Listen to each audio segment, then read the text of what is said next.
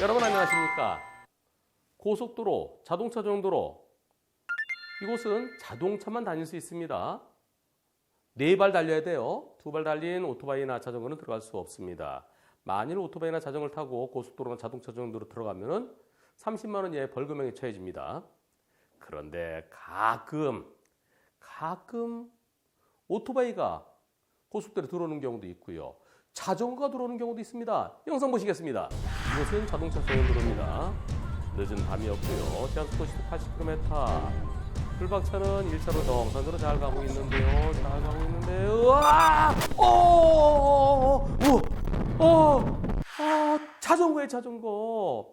자전거가 1차로에서 또 역주행으로 자전거에 아무런 불도 켜 있지 않고요. 전혀 보이지 않다가 갑자기 보였을 때 그때는 너무 가까웠죠.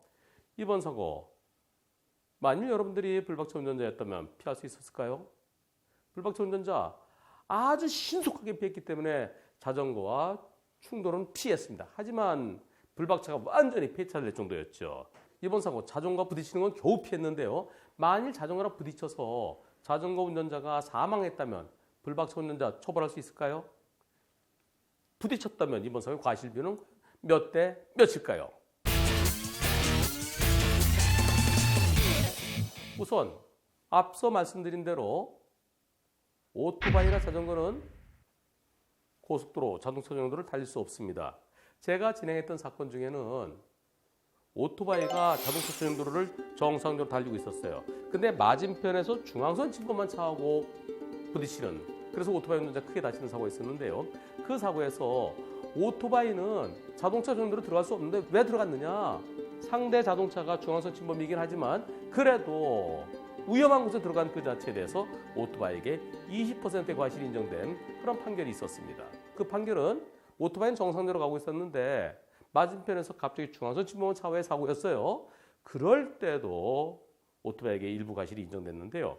이번 사고는 자전거가 역주행으로 또 꼼꼼한 곳에서 아무런 불도 켜지 않고 달려왔습니다. 여러분들은 피할 수 있을까요? 제한속도 시속 80km인 자동차 전용도로에서 모든 차들이 다 80을 지키는 건 아니죠. 90 가까이까지는 가죠. 80 내지 90으로 달릴 때 1초에 22 내지 25m를 움직이게 됩니다. 전조등 불빛 얼마까지 보일까요?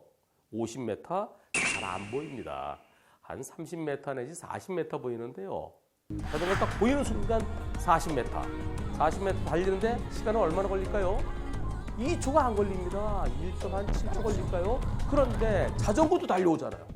자전거도 약간 내리면서 길에서 달려오고 있었습니다. 그렇다면 자전거가 보이는 순간 약 1.5초 만에 부딪힐 수밖에 없는 사고에서 겨우 피했습니다.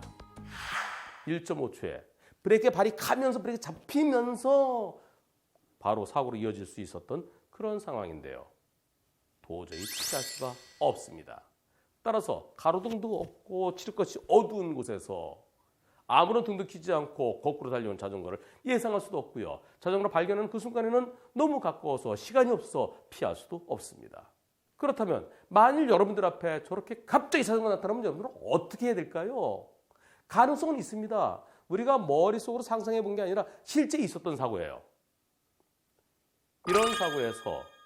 이런 상황에서 사고를 피하려면 방법은 둘 중에 하나입니다. 하나는 내가 천천히 가는 거예요.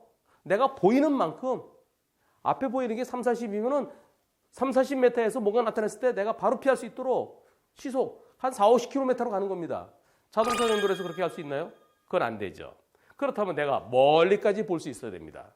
멀리까지 보기 위해서는 전등을 상향등을 켜야 됩니다. 상향등을 켜면 100m까지 보여요. 100m 저 앞에 뭐가 보이면 빵빵빵빵 하면서 내가 피할 수 있죠.